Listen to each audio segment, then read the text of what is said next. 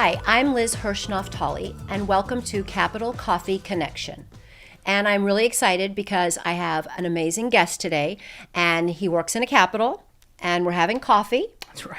And we're going to connect. Looking forward to it. So thank you. Of course. And I want to just give a brief understanding of why we're doing this podcast. So there's a lot of podcasts where it's the latest news, the latest fighting, the latest legislation.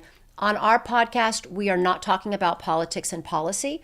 We're talking about humanity and heart and home.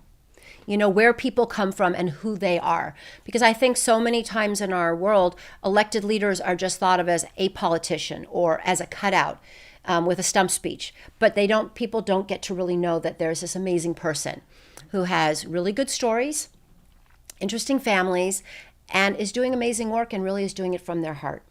So you think about like the human genome, and 99.6% of all beings, 8 billion plus on planet Earth, are the same. It's only a 0.4 that is kind of what separates us. So I look at this as an opportunity to go, okay, what separates us? What is different, and how can we celebrate that as opposed to being taken apart by that? So I was thinking a little bit about our guest, and I was thinking back to my grandparents because they came through Russia, through Harbin, China, to America.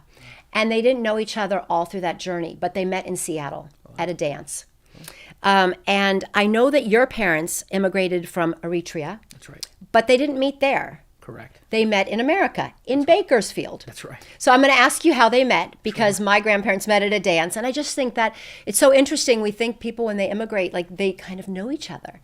But there's this beautiful surprise that they find somebody that they can relate to, and that's part of their community in a new place. So I want to welcome our guest. Joe Neguse is the congressman from Colorado's 2nd District. Mm-hmm. And just to give an idea of what that district is, it's really an interesting one, and he can elaborate more, but it has Boulder, Weld, Clear Creek, Eagle, Gilpin, Grand, Jefferson, Larimer, Summit, Jackson, and Route. And your district really is interesting because it's got city, it's got skiing, mm-hmm. It's got a lot of diversity. So maybe you can expand upon that in a minute, but I also think it's really cool that you are the first Black person to be a member in the House from the state of Colorado. Yeah. And it's pretty cool to be a first. I wish it weren't, you know, but if that is the way it's going to be, thank you for being that first, and thank you for the work you do. So we're going to just jump into getting to know who you are. Sure. So we're going to go back, I say, to the beginning of Joe time. Okay. And talk a little bit about growing up with parents that were immigrants. Maybe tell us how they met and what that was like in Bakersfield, because you spent your first years there and then you moved to Colorado. That's right. Well, first, it's great to be with you. Thank you. And thanks for this opportunity and your kind words, and any thank you, it goes to my constituents, not to me, because they, were the folks that put their vote of trust and confidence in me to represent them. And our state, I think, is a very diverse and inclusive state, and I like that. Reflective in terms of the folks who represent them at the state level and in the House. I grew up in Colorado, as you mentioned. I spent a vast majority of my life there, but I was born in Bakersfield, California. Moved to Colorado when I was 6 years old. My parents, as you referenced, were both immigrants. They came here from Eritrea, a war-torn country in East Africa, came to the United States as refugees, met in Southern California, really met through, you have sparked in me an interest to ask my parents now for more details about their precise meeting. Okay. But my understanding is they met through shared networks. Right. There were a number of folks who were refugees from East Africa at that time in light of the war taking place there. And so they had family members that also immigrated, and through those mutual connections ended up meeting each other. They got married. I was born a year later, and the rest is history. The rest is history, yeah, exactly. My story, my family's story, is not an uncommon one. You talked about your family's background. I think it is what is great about our country, right? Yeah. But for the freedoms and the opportunities that we have in the United States, we would not have been able to live the American dream, and my parents would not have been able to, come to a country as refugees with virtually nothing, and then 40 years later see their son serve in the U.S. House of Representatives. It's very cool. Yeah, I mean, to me, it's emblematic of what we all aspire for our country to be, this beacon of hope and liberty, and a place where if you work hard and you make sacrifices, you can give back to your country in a variety of different ways. Right. And so, yeah, growing up with parents like my parents, who are really my heroes, my dad, my mom. I mean, they were. You think about kind of their lived experience. Again, all that they kind of went through and sacrificed. They worked very hard to build this middle class life for my sister and I. I have a younger sister who's about a year and a half younger, and I will be forever grateful to them.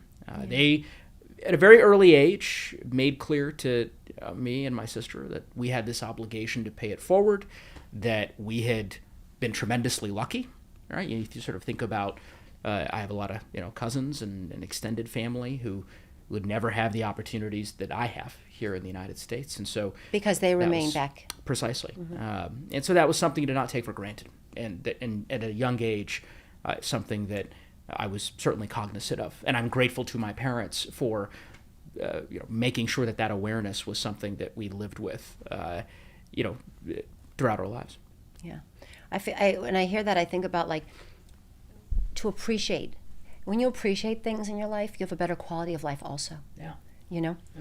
Talk a little bit about high school. Mm-hmm. Did you have a teacher or some outstanding moment that it was really inspiring, or somebody that took an interest in you as a young person outside of your family? Sure. That was motivational or special to this day in your life?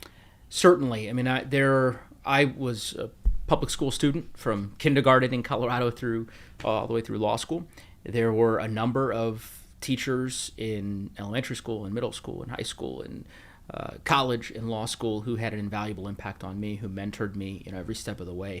As I think right now in this instance, I would think back to my high school government teacher who was kind of my first foray into student government and really kind of learning more about American government, and she was an incredible teacher. And what was her name? Miss Vogt, Lisa Vogt. And yeah, I think that class had an indelible impact on me in terms of thinking about, in the future, what my career might look like. I certainly never envisioned serving in Congress, but I knew that I wanted to be engaged in public service in some way, and I certainly credit that class as one of the reasons. What was another reason? Was something in, obviously, your family? Yeah. I mean, school? I think probably the largest driver. I'm not one for too much self-analysis, and I let others kind of reach their own conclusions about my motivations. But my general driver as to why I decided to pursue public service is largely born from my parents' experiences and their journey to the country, and giving back and paying forward, like you said. Precisely, paying it forward, and when you know and have a visceral understanding of the sacrifices that your family has made to put you in a position in which you can contribute, and you also are cognizant of just how incredible American citizenship is, yes, and the miracle of democracy, which yes, does not exist in a lot of places in the world. Yeah. You, at least for me anyway, it gave me a zeal for serving, and so that's something. Well, thank you for that. Yeah, I credit that to my parents. Yeah. So. So did you have any first jobs that were, not romantic and not sexy, but hard ones or interesting ones when you were in high school and in college? Yeah, sure. I was a lifeguard, for many years. I worked at our local recreation center, handing out basketballs and trading in the equipment. Did that in college as well at the rec center. They helped me pay the bills, Absolutely. helped me pay for college. Enjoyed those jobs. Yeah, and some days those are, and they were all, you learn something new and different from each one of the jobs that you have throughout life. Yeah, it's kind of like it's getting the people experience also. Totally. Totally. Yeah. Because sometimes they're not a lot happy. of interactions. Yeah, right. exactly. Yeah. Which is kind of what you do now. Customer service. Yeah, right? it's kind of what you do now. Yeah, precisely. So you are married to Andrea. Yes. And you all have 2 kids, Natalie and Josh. That's right. Okay. So I'd love it if you could tell us a little bit about how hard it is, how wonderful it is to be a parent. Yeah. And now your first daughter is about 5 and you have a newborn. So how do you balance that with also having to be in D.C. and having to also serve your constituents in Colorado?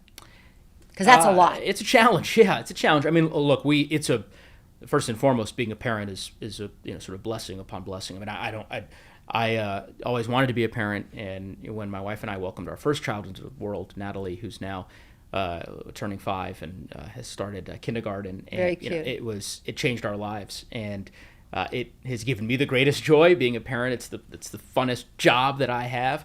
Certainly the part of my life that I enjoy the most. As you mentioned, we now have a newborn son who's a couple months old, Joshua, and so his bigger sister is enjoying him also. I'm sure. She's another mother. Yet another mother. Big plans for him all summer. So it's been a fascinating experience. It has been a challenge. My wife is incredible and has been just such a dedicated and committed partner, and she really, I mean, she's an incredible mother. She's and as you referenced, I spend a lot of time on the road. I'm in Washington, D.C. a lot. They don't tell you when you're running for Congress, although I suppose it should be intuitive that you're going to spend a lot of time in the nation's capital.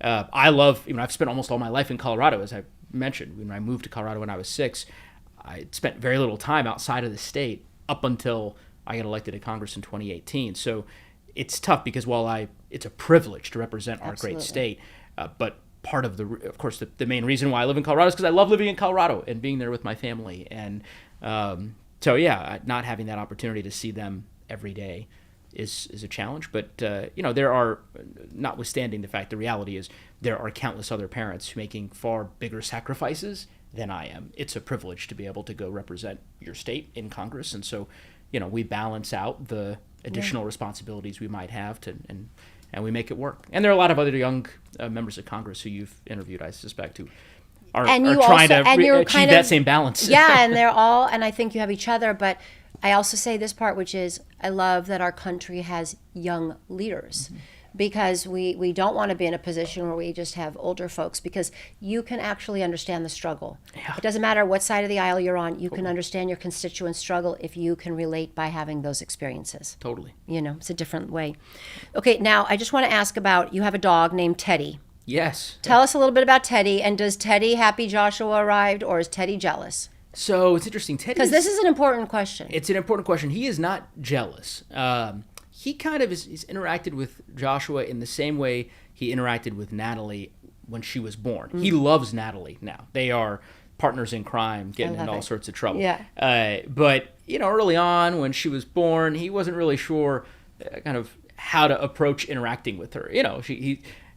Joshua now and Natalie when she was born, you're not mobile, right? You're not talking much. But you take up a lot of the parents' time. You do take up a lot of the parents' time, but he's also older now than he was. So we adopted Teddy from a rescue puppy 12 years ago. He'll be 12 in October.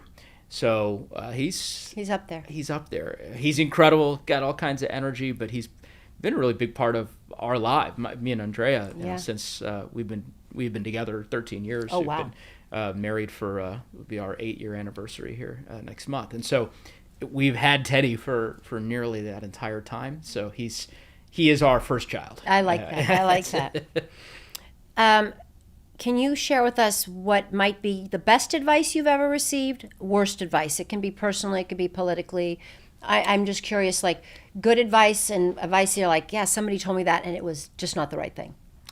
That's a great question. It's a tougher question about worse advice. I don't know. So just do best. I'd have to think about that. Yeah. But best advice, I'd say a couple of different things. I think early on, when I got involved in public service, there was an individual that I worked for. He was the Speaker of the State House of Representatives in Colorado, and I was his driver. I worked for him later as his scheduler. And we would talk a lot about politics and policy. And again, this was at a time when I certainly would never had envisioned serving in Congress. But he would often talk about the need for public servants to have intellectual curiosity, all right, to be willing to kind of see a problem through the lens of perhaps someone who has a different worldview than your own. And a lot of what's missing in our public policy discussions these days seems to be precisely that. And so that that advice wasn't so much direct advice as much as it was an observation that Yes. that he offered and that I gleaned and that I could have recalled and have tried to put to good use and try to remind myself of. Yeah. Because there's this temptation to kind of just think that you know the answer, or that your party knows the answer, and at the end of the day, you learn more by willing to be open to different solutions. So that's great probably, advice, actually. There's other advice I've got.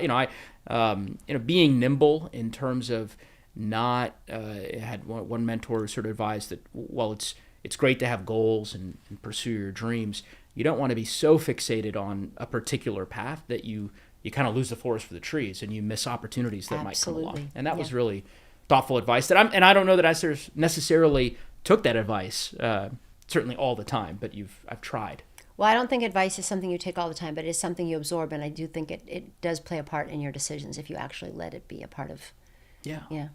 And you didn't think you were going to be a leader, and now you are, an elected leader. Who is your biggest cheerleader? Who is my biggest cheerleader? My wife. I mean, it's my best friend and my partner, and so she will be supportive. Even when I know, sometimes you deliver a speech that you didn't think was the most compelling, and she'll also be honest with me, and she, keeps me honest. Keeps you humble. It keeps me humble. But my wife, my parents, my mom, my children, my daughter, who's now, she is. I love that. It's incredible to be able to kind of. She's getting older and starts to understand the job that I have, right, and the role that I'm trying to play, and it's been fascinating to kind of to see that unfold. Yeah, it's kind of interesting because she sort of has grown up with you as you've been in the Congress. That's right. I mean, she was born a month after I had won the primary election. Yeah. She was only 5 months old when I was sworn into the United States Congress, and she's 5 now. So it's been a real It'd be journey. interesting to see and check in through the years, Yeah. Totally switching. If you were on a desert island and there was one meal you could have and that you would want to have, what would it be? Oh my gosh. One meal. Just we can make that I two, could have. but And I want to make it tough for you. And is this is a meal that I'm going to be eating like for every? That's a good question. Or is this? Yeah, no, I'm just kidding. So it's the No, context it's just of this the meal. context is like, what is your favorite meal in that there's nothing else. You can't go in the fridge and pick something else. It's tough. I mean, I guess if I pick one meal, it would probably be. I'm going to sound so simple and just as I love it. Spaghetti and meatballs. That's the best. Is It covers a lot of food okay, groups. It tastes good. I like it. Do you have time to exercise? I do. I don't do it as much as I should. I often. What do you do for exercise? So I love playing pickup basketball. I've played basketball my whole life. There's a gym in the house, in the U.S. house, and so there used to be pickup games, bipartisan pickup games that we would play. Those have kind of dwindled in recent years, and so it's probably time for me to dust off the sneakers and get back into it. I come, as I said, from Colorado, a state that is famous for its hiking trails and biking trails. So my wife and I used to, before we had kids, we do a lot more time outdoors. Running, and we still go on hikes with, of course, Natalie now. And we haven't taken Joshua out on a hike quite yet. He's still kind of little. Yeah. Okay. And what kind of music do you enjoy listening to? I have a very eclectic. It's been I describe it as eclectic. I don't know that my wife would agree with me with that characterization of it, but I think it's eclectic. I listen to everything from hip hop and R&B to soft rock. You name it. If you go through my iPod. Or I don't know, iPod. There's now, no real. my iPhone. I know iPod. You just like totally. I'm dating aged myself yourself. by about 10 decades. But if you went through my iPhone, the songs would jump back and forth from decade to decade. I love it. You might find, Jay-Z and Tupac, and then it would, go to Journey and John Mayer. I mean, it is, I like it. Yeah. That's good. Do you play Wordle, by the way? I don't play Wordle. I never gotten into Wordle. I just wonder, My wife does. I started about a month and a half ago because people had said, and one day I was like, I'm just going to do it. And then you become really quickly addicted because it's it's 5 minutes in the morning. It's kind of like a new piece for me. Yeah, I everyone like it. describes it as a very kind of engrossing, Yeah. it's, yeah. As long as it condensed amount of time, I may have to try it. Yeah. What is your favorite color? Blue. Dark, light? Just curious. I mean, probably light more than dark, but I'm just Okay. thinking sort of a simple Yeah. blue. And what is your zodiac sign? Taurus. Oh, okay. Yeah. Does that represent you well, you think?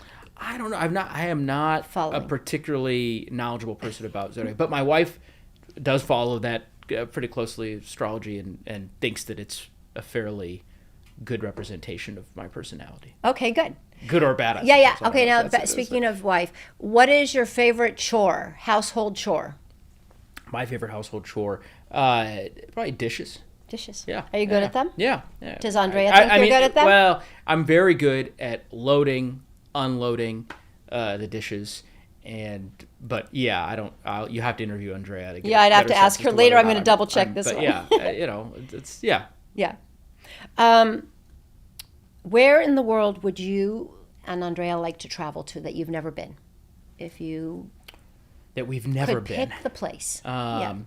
Well, we've been. It's a tough question because we've been to different places. So I think, but that being said, there are a number of places in Africa that neither her or I have been to that I think we'd love to visit. Neither of us have been to Egypt, and I would love to be able to visit Egypt. And I'm a student of history, and so you to be able to journey to that part of the world Would be awesome. would be pretty incredible. Yeah. So, But she might have a very different answer for. She's interested in going to Egypt too, but she has other. well, she might have like the places that idea of she's- like a relaxing beach somewhere. No, I mean, well, yes, but also she. I'm not likes- saying it in a bad way. I'm just Yeah. saying 2 kids. Yeah, well, that's Yeah, I true. was giving her a break. I No, was no, letting no. her take a little time off. No, she's much more. She's also a student of history, and so I think she would probably have, some European countries that she'd love to visit. That, a bunch of different places. Listen, you have a long life ahead. You're young, Yeah. and you could do a lot. So I like that. Just that it's nice you have somebody you want to do it with. Totally. So now we play this little game called Kiss, Marry, Trash. Some people know it as Kiss, Marry, Kill, and basically I do trash because we don't kill. But you pick. I will give you 3 things, and you say kiss, what you would marry, what you would trash. Huh. It's a hard one. Okay. But I've done this with some of your colleagues, I and may they opt have. out of this game depending on the. No, it's kind of fun, and you can really just talk about the answers. It's not there's no quiz, but it's just a nice way to kind of get to know you on a few levels. So, the first one is chocolate chip cookies, ice cream, or apple pie. So, what would you marry? Chocolate What would chip you cookies. kiss, and what would you trash? And it was chocolate Chocolate chip cookies, ice cream, apple pie.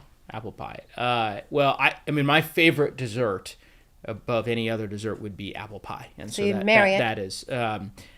But hard to envision a world in which you wouldn't be able to have ice cream or chocolate chip cookies. I don't. That's a Hobson's choice. I mean, I don't know that you can. That's too much? Yeah, that's too much. That's Okay. too much. See, you but settle- but you apple say pie. apple pie's definitely one. at the top. Okay. Yeah. Seasons: summer, fall, winter. Boy, what tough questions. This is Yeah, I've done a lot well- of podcasts. These are tough questions because Colorado, as you know, we have epic winters, and we are the undisputed champion of winter sports, and so I could never give up our winters. That's I represent Vail and Winter Park, Breckenridge, Steamboat Springs. places. I mean, the best ski skiing, and yeah. snow sports resorts in the country, in the world. So winter got to be at the very top. And then a season that I would give up. I mean, what a tough. I also could never give up fall. Fall is It's just beautiful. is really, yeah. I mean, it's arguably my favorite season. We're big Halloween fans. I say we, my family, my wife and I are. That's a big celebration. It's a big celebration. Natalie, now our daughters, we have passed that on to her, so she's very into it. So we couldn't give up fall. You know what I was going to say? I just thought about this because, Colorado is so interesting. You could almost have in one day winter, fall, and summer in Colorado. Correct. It's why it's 100%. That's why it's tough for me to make to opine on this particular choice because we get all the seasons in and sometimes in one day. Correct. Yeah. Yeah. You might get a blizzard, and then by the next day the snow is all dissipated. Right, and there's some sun, and there's some leaves are changing colors. Netflix, if you know for relaxing, Netflix, reading, meditating. So how would you rank those? Netflix, reading, meditating. I've never, well, again, tough. I would put reading at the top, just because I've always kind of been A reader. voracious reader, and I spend a lot of time on the plane now, going back and forth from Colorado to Washington, so I spend a lot of time reading. And then, I don't know, Netflix, meditating, that's tough. They can both be. You can kiss both. I don't want to put you under pressure. They provide different. Yeah. They connect with different parts of your brain, right? Yeah. Meals: breakfast, lunch, dinner. Definitely cannot go without lunch. Because of the schedule, as such. Oftentimes, I'm taking a really early flight out of Colorado, and so I maybe I'll miss breakfast, even though I know they say breakfast is the most important meal of the day. But yeah, and because of the time change, in Washington's two hours ahead. Yeah, so the next day when I'm in Washington, it's kind of I can never really get breakfast right. So I could probably do without breakfast. That's interesting. Okay.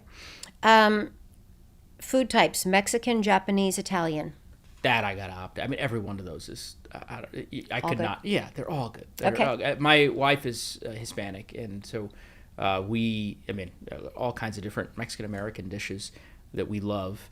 As I mentioned, spaghetti was my. I can't backtrack from the last meal question that you posed earlier, and then Japanese. We love sushi, and great sushi restaurants in Colorado. So yeah, that's a tough one. Yeah, it's a tough one. But in it, we kind of figured out like any good politician, I've now right. You're found a way to avoid taking a position on that. Okay, you've really much said it all. I'm going to even end on that one. I'm not going to ask you anymore because you have basically proven my theory that you've gotten around talking about the really tough issues. But I end each time, and I think this is a great way to kind of end our talk, is the question of joy. Mm-hmm. I hear about how much you love your family and your parents and your kids and your wife, and that's all part of it. But I really would love just to get from you, what is your definition of what joy is, what joy means to you personally, and then about how you spread joy, because you're in communications. That is one of your talents. That is one of the fields that you work in. And communications is really about messaging. Mm-hmm. And we're not messaging a specific policy, but messaging positive energy. Yeah. So I'd love to hear a lot of your, a way for you to kind of bring all that together. Yeah. As you said, I derive the greatest joy from my family, which I suspect most Americans, feel the same way. And to your point, at the outset of this interview, the notion that we all share generally the same values, and we're all a lot more alike than we are different. I certainly think that that's true, and perhaps one of the best metrics of that, or best examples, is the way in which we derive joy in our lives, and the fact that so much of that comes from our families.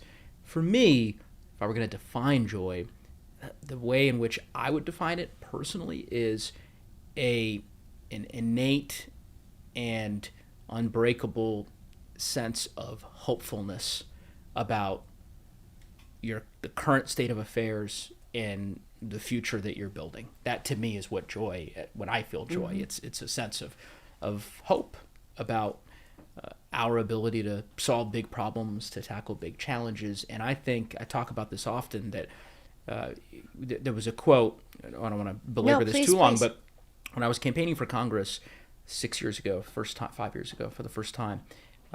Near the end of the campaign, I toured a children's hospital. And at the hospital, we went through a wing where terminally ill, seriously ill children are educated. There was a classroom, and on the classroom was a wall of quotes that the students had been asked to identify and put up mm-hmm. on the wall. And there was one quote, and it has stayed with me, and I've used it now in speeches, and I talk about it often. And the quote was, "Fear is contagious, but so is hope." Which to me captures so much. And this was, by the way, this is pre-COVID-19 pandemic, literally, when we think about contagions. But also, this was before a lot of the, shall we say, larger developments in our public policy. The negative energy that's in the last couple of years, right? And so, for me, I certainly believe that is true. Fear is contagious. And there are a lot of politicians, I don't know, being pejorative here about a particular party or not, but just there are people who I think weaponize, leverage fear. And that's kind of the game, certainly in Washington.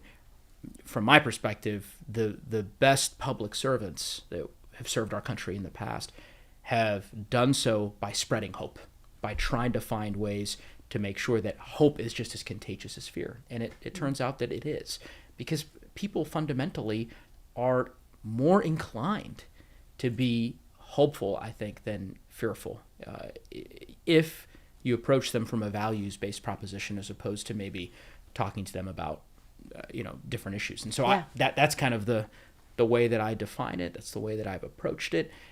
We have an obligation to spread hope, and I try to. But I'm speaking as someone who ran for his first public office when Barack Obama was, running for president, and remember watching him and as being he spoke to the inspired country about hope and about the hope that he brought to the table and the hope that he generated in millions of young people, myself included. Yes. And so one hopes that you can kind of continue that theme and pass the baton, to the next generation of young people coming up today. Well, you're his next generation, Well, I'm getting a lot older, so I might be still young the enough. next generation after me. But that's Well, thank you. And what I think about is like your two young children, and that you and people who are elected leaders, and I think so many people that give back to our country. Many of us know that we are doing it for our children, our grandchildren, and making sure that we make this place, again, a place that is hopeful and that feels good and that is inclusive, because there's nothing better, and you know this, than feeling like you're at home, in your own city, in your own state, and in your own country.